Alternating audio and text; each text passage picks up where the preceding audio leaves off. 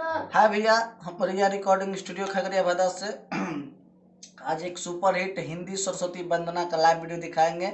Singer निवासी रंगीला and कुमारी राजकन्या, जो कि बहुत ही अच्छा सॉन्ग गाए हैं और आप लोग से आशा में पूरा विश्वास है कि आप लोग इस लाइव वीडियो को जरूर देखें। अगर अच्छा लगे तो लाइक कमेंट्स और ज़्यादा से ज़्यादा शेयर करें। जो कि फर्स्ट बार ये कुमारी राजकन्या गाए, उनके पिताजी हैं राजकिशोर आचार्य, जो कि अपने से लिख के और अपने बच्ची के ऊपर पूरा एकदम मेहनत और कड़ी मेहनत के साथ इनको फर्स्ट बार स्टूडियो में लाए हैं। आपको मेरे स्टूडियो में बताए कैसा लगा? आप फर्स्ट बार आए रिकॉर्ड करवाने के लिए। बहुत अच्छा अनुभव लग रहा है। इतना बढ़िया से आपकी तरह मेहनत करने वाला कोई और स्टूडियो अब तक हमको नहीं मिला। इतना बढ़िया से आप सजाते हैं किसी भी सॉन्ग को कि वाह, बहुत खूबसूरत हो जाता है। हाँ, तो अब फिर आगे मानते कि आपका क्या उद्देश्य रहेगा? आप मेरे स्टूडियो में मानते कि फिर आइएगा? मैंने तो तय कर लिया है कि जब जब आएंगे सिर्फ और सिर्फ रिया स्टूडियो में ही, आपके स्टूडियो में आएंगे। और पब्लिक सबसे भी आपका क्या डिमांड है? पब्लिक का तो यही कहना है कि जहाँ कहीं भी बने आप बनाइए। तो उनको भी उनके कान में चली गई है बात कि रिया स्टूडियो से बढ़कर कोई स्टूडियो नहीं। हाँ, तो आप सब अगर चाहते हैं कि एक बार मौका, काम करने का मौका बस दे, तो खगड़िया में एक बार जरूर आइए। हम लोग सिर्फ काम करने के उद्देश्य से यहाँ बैठे हुए हैं और कड़ी मेहनत साथ जितना हो सके हम उतना मेहनत करते हैं। चाहे निवासी जी चाहे कोई भी हो, मेरे पास सिंगर, और आप लोग एक बार आके खुद देखें और हम क्या काम करते हैं। आपकी मेहनत दिख रही है। ठीक है, हम अगर लगता है कि हम मुंह बड़ाई करते हैं तो ये नहीं, आप खुद आके एक बार ट्राई कीजिए और गाइए मेरे स्टूडियो में। और हम लोग बहुत ही अच्छा वोकल रिकॉर्डिंग और ज़बरदस्त सॉन्ग बनाते हैं। आइए, हम अभी फिर से निवासी रंगीला जी का और कुमारी राजकन्या का लाइव वीडियो दिखाते हैं।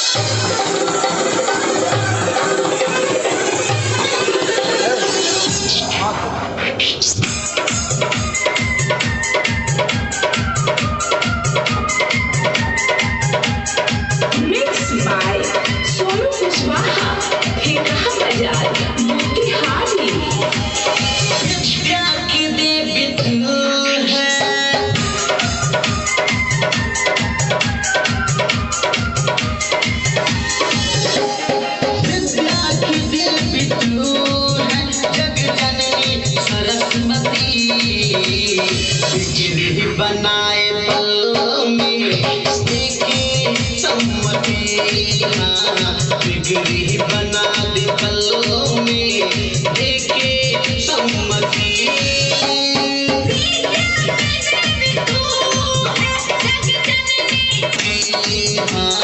बिगड़ी बना दे पल में देखे सम्मति।